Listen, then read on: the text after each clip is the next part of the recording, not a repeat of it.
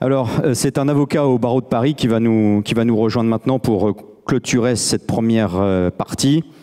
Il est aussi cofondateur du Cercle Droit et Liberté de l'Institut Clisthène. Il a également fait partie de la promotion Ernst Jünger de l'Institut Iliade. Merci d'accueillir, parce qu'il passe après le Lansquenet Lugan, chaleureusement Thibaut Mercier.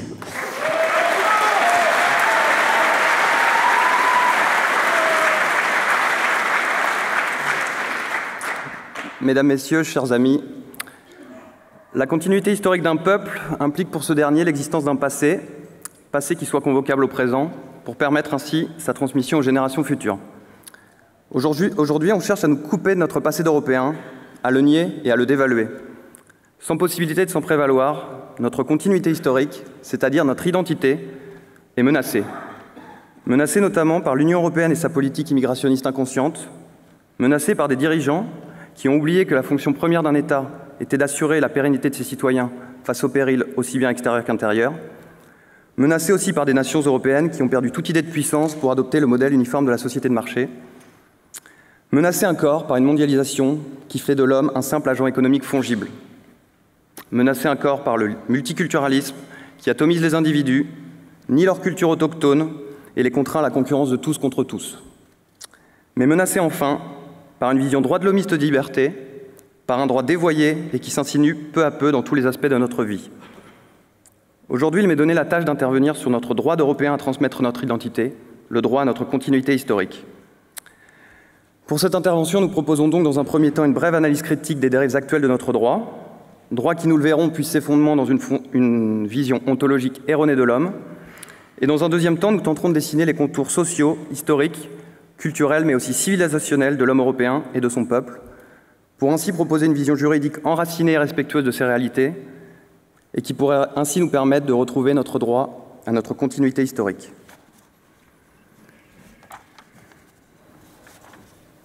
Dès les premières années de faculté, on se voit majoritairement enseigner la théorie suivante. Le droit serait délié de toute réalité politique et historique. Il serait applicable à toute situation, en tout temps, en tout espace. Il serait valable hors de tout système juridique donné et pourrait s'imposer aux États au détriment de toute souveraineté nationale. Le droit serait autonome et indépendant notamment du politique, pour éviter ainsi les abus du pouvoir en place. Et enfin, ce droit serait fondé sur la simple volonté raisonnable de l'individu et donc décorrélé d'un quelconque ordre supérieur. Cette théorie, bien sûr, c'est celle des droits de l'homme. Si cette fiction juridique fut inventée au XVIIIe siècle contre l'absolutisme de la monarchie, c'est surtout à partir de 1945 qu'elle se développa contre le fantôme d'Hitler et contre les dictatures de tous bords. À l'origine, elle semblait uniquement s'élever contre le despotisme, mais au final, c'est contre toute forme de politique qu'elle s'est déployée. Elle a réussi à imposer une neutralité axiologique au droit et aux politiques, et logiquement, cette neutralité a mené l'État à accepter un relativisme des valeurs. L'État a donc été désarmé politiquement, c'est devenu une coquille vide, un simple gestionnaire qui administre des individus qui peuvent décider d'eux-mêmes de faire valoir leurs droits subjectifs contre l'État, contre la collectivité, ou encore les uns contre les autres. Pourtant, selon la pensée classique, seules les décisions ordonnées à une fin respectueuse de l'ordre naturel de la cité étaient reconnues comme justes et légitimes. Mais dorénavant, le droit ne se déduit plus que de l'homme. Le droit devient donc subjectif et existe indépendamment de toute réalité objective. Il permet ainsi à l'individu de façonner la réalité selon son désir. Les droits de l'homme tendent alors à s'imposer partout, sans considération des appartenances, des traditions, des contextes et des réalités biologiques et anthropologiques. Et seul le point de vue subjectif de l'individu doit prévaloir. En conséquence, c'est la fin des notions de bien commun, de justice. Toute idée de légitime défense sociale, toute idée de salut public est par avance discréditée. On voit donc que les droits de l'homme sont une des causes du délitement du lien social en Europe occidentale. Car en effet, nous assistons à l'avènement d'une génération qui est composée d'individus qui considèrent que leurs droits individuels prévalent sur l'intérêt général. L'idée d'une communauté de citoyens a fait place à une simple juxtaposition d'individus qui ne se définissent plus que par leur droit à avoir des droits. Dans nos sociétés modernes, le droit est devenu un avantage délié de toute charge, de toute obligation. C'est un droit de créance sur la collectivité, un droit à ou un droit de, et toujours aux dépens de la société. L'individu émancipé a donc des droits mais plus de devoirs. Et désormais, chacun cherche à maximiser son intérêt personnel, chacun peut faire plier la nation sous le poids de son désir égoïste, et on en est arrivé à une opposition de principe entre l'individu d'un côté et la collectivité de l'autre. Soyons concrets, prenons le cas typique du droit d'asile. À l'origine, il s'agissait d'un droit qui était reconnu à l'État et non pas à l'individu. Il était l'apanage d'une puissance souveraine qui décidait elle-même d'accueillir ou non les personnes de son choix en fonction notamment de ses intérêts politiques ou diplomatiques. Par une révolution copernicienne, ce privilège étatique est devenu un droit créance de l'individu allogène sur la collectivité. C'est une obligation juridique et morale pour chaque pays occidental d'accepter quasiment sans condition quiconque s'installerait sur son territoire et ainsi subir, impuissant, une immigration de peuplement. En pratique, que sont encore les droits de l'homme? Les droits de l'homme, c'est la France condamnée par la Cour européenne du même nom pour l'expulsion hâtive d'un djihadiste. Les droits de l'homme, c'est le regroupement familial imposé aux Européens sous couvert de droit au respect de la vie privée familiale, en oubliant hypocritement que cette vie familiale peut parfaitement s'exercer dans le pays d'origine. Les droits de l'homme, c'est le développement de la gestation pour autrui, c'est-à-dire la traite d'êtres humains. Les droits de l'homme, c'est le droit pour l'étranger d'imposer ses mœurs aux citoyens autochtones, le voile sous couvert de liberté de se vêtir ou des droits de la femme, la malbouffe sous couvert de liberté du commerce, les prières de rue sous couvert de liberté religieuse, etc., etc. Les droits de l'homme, c'est enfin l'idée qu'un clandestin qui séjourne illégalement sur un territoire donné aurait un droit absolu à y rester au détriment de toute législation nationale, qui, même votée démocratiquement, serait vue comme illégitime. Les droits de l'homme, c'est aussi la tyrannie des minorités. Car dans une société où les identités particulières sont publiquement glorifiées et où il est de bon ton de faire preuve d'une repentance xénophile, on assiste désormais impuissant à un mouvement incontrôlé de revendications d'individus et d'associations qui défendent leurs intérêts catégoriels.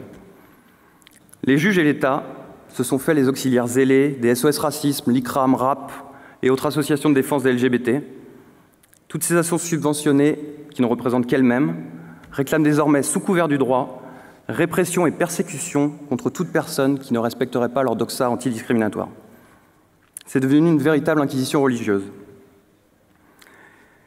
Au nom d'un moralisme indépendant de toute théologie ou métaphysique supérieure, l'Occident a sécularisé et judiciarisé la dialectique religieuse du bien et du mal.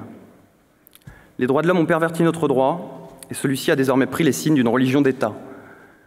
Une religion qui a son dogme, l'antiracisme, ses lois réprimant le blasphème, les lois Guesso et Pleven, ses prêtres et inquisiteurs, les juges et procureurs, et même ses grenouilles de bénitier, les associations antiracistes précitées. Pour résumer, les droits de l'homme exposent désormais chaque peuple européen à voir des individus mettre à profit ces pseudo-droits pour travailler à le détruire. Sur quelle vision de l'homme ces droits sont-ils fondés? Car si les déclarations de 1789 et 1948 ont donné des droits à l'homme, elles ont été incapables de répondre à la question fondamentale « Qu'est-ce que l'homme ?» Pour les philosophes des Lumières, l'homme existerait avant et hors de toute société. Il n'y aurait donc pas d'homme particulier, mais seulement un homme universel qui serait le même en tout point du globe. Tous ces liens organiques qu'il rattache à des collectivités réelles, comme sa patrie ou sa famille, sont désormais vus comme illégitimes et doivent donc être brisés. Chateaubriand écrivait que la folie du moment serait d'arriver à l'unité des peuples et de ne faire qu'un seul homme de l'espèce entière. Il avait vu juste, car en effet, à trop vouloir promouvoir cette humanité globale et abstraite, on en arrive au démantèlement des identités concrètes. Et nous le voyons bien, la promotion incessante d'un métissage global, qui consiste à rechercher le plus grand dénominateur commun entre tous les hommes, a pour effet pervers d'appauvrir les différences et de rendre l'être humain interchangeable dans une humanité uniforme. L'égalitarisme forcené et le relativisme des Lumières ont eu pour conséquence tragique d'engendrer la création d'un homme qui est pris comme une simple unité numérique au sein d'une masse indifférenciée. Mais si tous les hommes se valent et s'ils sont tous égaux, comment dès lors reconnaître la personnalité unique de chacun? Ils apparaissent alors non pas égaux mais semblables, non pas irremplaçables, mais au contraire interchangeables. Et pour résumer, voici ce qu'est l'homme issu des Lumières. C'est un individu qui est fongible et abstrait, qui est pris en dehors de l'histoire, de son passé, de sa patrie. C'est un atome asexué, vidé de sa substance, sans couleur, sans race. Ce n'est plus un homme, mais un simple matricule, un agent économique qui produit et consomme, et dont la valeur est indexée sur sa seule utilité marchande. L'homme est devenu un outil qu'on travaille d'un pays à un autre au gré du marché. Mais pourtant, comme l'a montré Julius Evola, l'erreur fondamentale, tant du libéralisme que du marxisme, consiste à penser que la misère existentielle de l'homme se réduit à souffrir de la pauvreté matérielle. Pour eux, seule l'élévation des conditions matérielles d'existence compte. La poursuite des intérêts matérialistes de l'individu lui donnerait donc le droit à émigrer librement où bon lui semble, au détriment des frontières.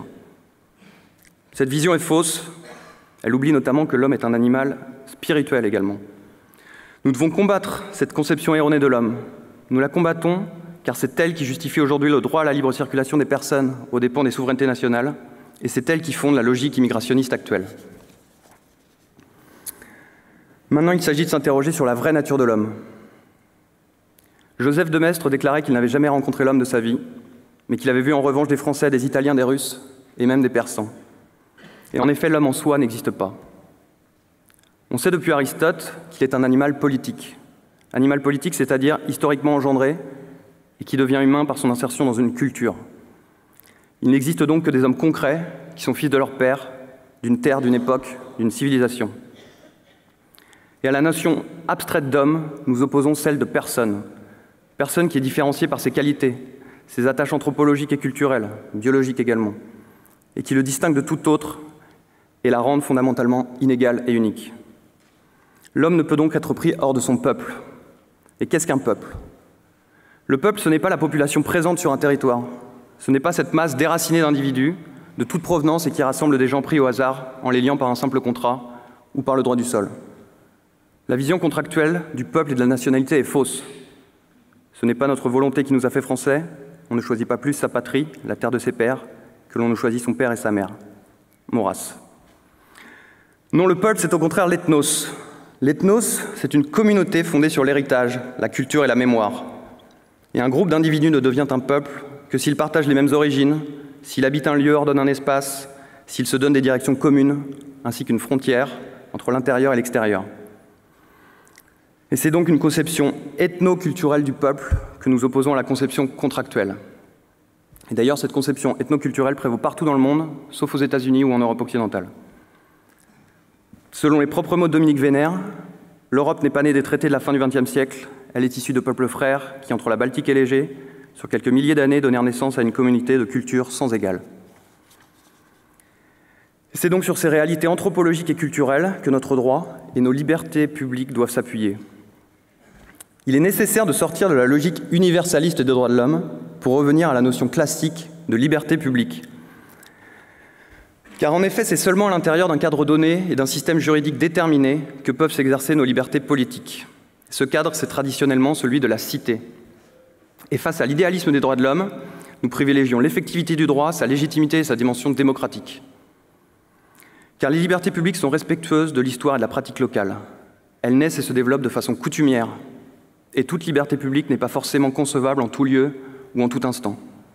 Au contraire, chacune prend sa source dans la terre, l'espace et le temps. À l'heure d'une mondialisation uniformisatrice, comment pouvons-nous faire ressortir cet esprit de cité ? À l'international, c'est en défendant un monde multipolaire. Carl Schmitt a bien montré qu'il est légitime pour chaque grande puissance de mettre en œuvre son projet politique.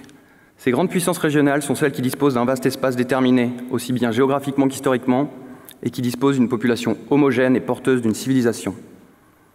Ces grands espaces civilisationnels reposent sur l'inviolabilité des frontières, et donc sur le principe de non-intervention bien sûr à l'opposé du droit d'ingérence moderne, dont les États-Unis et parfois la France usent et abusent. Et contre l'impérialisme et l'uniformisation, c'est une écologie des civilisations qu'il est crucial de développer. Au niveau européen, pour faire ressortir de cet esprit de cité, il s'agira de reprendre conscience de nous-mêmes. Juridiquement, il est fondamental de revenir à la discrimination légitime entre citoyens et étrangers. Malheureusement, en Occident, le combat contre les discriminations ne connaît plus de limites et il nous interdit désormais toute différenciation légitime. Pourtant, il est primordial de repenser la notion de discrimination. Qu'est-ce que discriminer, en effet ? Discriminer, c'est distinguer, c'est choisir. À la base de toute pensée, de toute action, il y a une discrimination. Discriminer, c'est tracer des frontières, définir des limites, c'est préférer, catégoriser, c'est même faire des amalgames. Sans discrimination, pas de distinction, pas de différenciation. C'est la fin de l'altérité, c'est la fin des identités, c'est le règne du même. D'ailleurs, au nom de quel grand principe un État devrait-il garantir sur son territoire les mêmes droits à un étranger et à ses citoyens ? Parce que si on donne des droits sans critères de lien commun, sans volonté de vivre ensemble, ou même sans cotisation aux systèmes sociaux, on fait sauter toute idée de nation, on fait fi de toute idée de devoir. Et refuser cette discrimination en État, c'est tout simplement lui refuser d'exister et de se perpétuer. On en arrive donc à la nécessaire mise en place d'une préférence nationale, ou plutôt à une époque où la nationalité se résume à une carte d'identité ou encore à un droit de créance sur l'État, à la mise en place d'une préférence de civilisation. Préférence de civilisation théorisée par Jean-Yves Le Gallou, et qui serait non pas fondée sur l'appartenance formelle et juridique à un État, mais sur l'appartenance à une communauté ethno-culturelle. Deux dernières choses pour conclure. La première va peut-être vous étonner pour un juriste, mais paradoxalement, il est nécessaire de sortir du droit pour que les Européens puissent retrouver le droit à leur continuité historique. Et oui, car le droit ne doit pas être le seul à régler la vie de la société. Il existe des règles immatérielles et intangibles qui échappent au droit, et en échappant au droit, elles échappent au bon vouloir du juge et du législateur. Il existe ancré au fond de l'âme européenne une éthique de la force, une éthique de la volonté, une éthique de la pudeur et de la dignité. Nous n'avons pas besoin de contrat quand l'honneur et le respect de la parole donnée nous enjoignent à remplir nos engagements.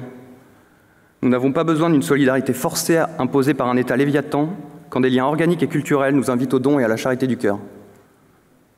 Pas besoin de loi antiraciste quand le sens de la dignité nous interdit d'exiger un droit à être protégé d'un quelconque propos haineux. Jamais un homme digne ne pourrait demander, sans s'étouffer de honte, d'être légalement protégé du rire de l'autre, de ses propos désobligeants ou de ses phobies supposées. Refusons cette culture de la victimisation, cette dictature victimaire qui est totalement étrangère à notre pudeur helléno-chrétienne. Regardons derrière nous et prenons exemple sur le XVIIe siècle ou encore sur l'Antiquité grecque. À ces époques, on considérait stoïquement que l'étalage de chagrin était une faiblesse, voire une disgrâce, et un honnête homme tenait la maîtrise de ses sentiments pour une élégance. À l'opposé des pseudo-valeurs compassionnelles et pacifistes actuelles, c'est au contraire une certaine fermeté et le goût de l'orgueil et de l'honneur qu'il faut retrouver. Dans notre société égalitariste et culpabilisée par la repentance, il est crucial de faire preuve de force et d'autorité. Dans la crise migratoire actuelle, c'est en étant ferme que l'on pourra être juste. Il est criminel de laisser les migrants croire à l'Eldorado européen, et l'Europe ne pourra accueillir plus de migrants qu'au prix de sa propre disparition. Dernier point pour conclure, rappelons qu'un droit ne peut pas aller sans responsabilité. On ne peut réclamer un droit à notre continuité historique sans également prendre conscience qu'il est de notre devoir d'assurer la transmission de notre identité. C'est une lutte politique noble, il ne faut pas en avoir honte, lutte noble non seulement pour la préservation de l'identité européenne, mais également pour la préservation de l'identité des autres peuples, eux aussi menacés par l'idéologie mondialiste. À nous donc de nous réapproprier notre passé et d'utiliser cette énergie du souvenir pour vivre en Européen et transmettre notre héritage. Tout défaitisme nous est interdit. On entend souvent que tout est joué d'avance. C'est faux, car il n'y a pas de sens de l'histoire. L'histoire n'est pas écrite d'avance. Les exemples existent. L'épopée de Jeanne d'Arc, la Reconquista, plus récemment, l'effondrement du communisme. Là où il y a une volonté, il y a un chemin. Il n'appartient qu'à nous de retrouver la fierté et le droit d'être Européens. Merci.